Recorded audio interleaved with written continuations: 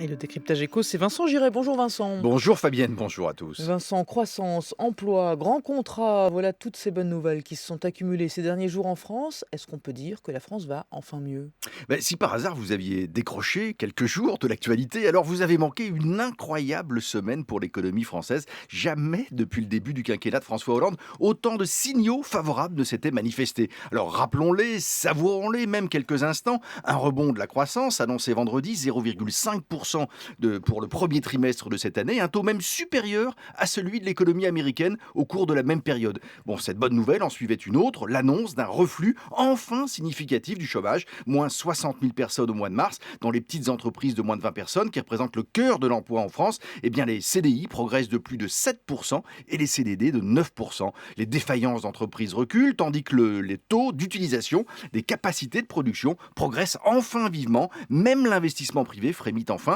Enfin, comme si cela ne suffisait pas à faire notre bonheur, eh bien la France a décroché la même semaine un énorme contrat de plus de 34 milliards d'euros en Australie pour la construction de sous-marins. Un franc succès pour l'industrie et la technologie française, remportée qui plus est contre les entreprises japonaises et allemandes. Ajoutons enfin, dans un tout autre domaine, et pour démentir ceux qui pensaient que le dialogue social en France était en état de mort clinique, eh bien ajoutons que le groupe Michelin a signé un accord très important de flexibilité approuvé par une très large majorité de salariés vendéens. Alors, est-ce que toutes ces nouvelles, Vincent, annoncent enfin donc un retournement de cycle durable pour l'économie française? Alors ce qui peut le laisser espérer, Fabienne, c'est que des signaux positifs viennent aussi plus globalement de notre environnement direct, c'est-à-dire de la zone euro. On a ainsi appris vendredi que sur les 3 premiers mois de l'année, le produit intérieur brut des pays membres de l'euro avait progressé 2 fois plus vite qu'au dernier trimestre de 2015, et une fois n'est pas coutume, de manière même plus dynamique qu'aux États-Unis ou au Royaume-Uni. C'est ce qui signifie qu'enfin, la zone euro a retrouvé son niveau de richesse d'avant la grave crise de 2007-2008.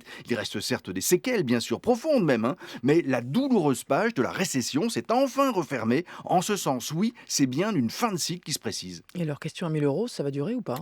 Tous les économistes affirment que l'embellie est réelle. Encore faudrait-il maintenant qu'elle soit vraiment ressentie par le plus grand nombre. Et pour qu'elle le soit, il faudrait donc que ça dure. C'est possible, mais il y a quand même deux risques sur notre route. Le premier, c'est le Brexit, l'éventuelle sortie de la Grande-Bretagne de l'Union européenne, à l'issue d'un référendum qui aura lieu en juin prochain. Le deuxième risque, c'est le retour à la hausse, à la fois des prix du pétrole et des taux d'intérêt jusqu'ici très bas, et dont on a beaucoup profité en termes de pouvoir d'achat et donc de croissance. Eh bien, ces deux retournements pourraient se produire avant même la fin de l'année. C'est possible, sinon probable. Il faut donc espérer que la dynamique observée aujourd'hui soit suffisamment solide pour supporter ces deux nouveaux chocs à venir.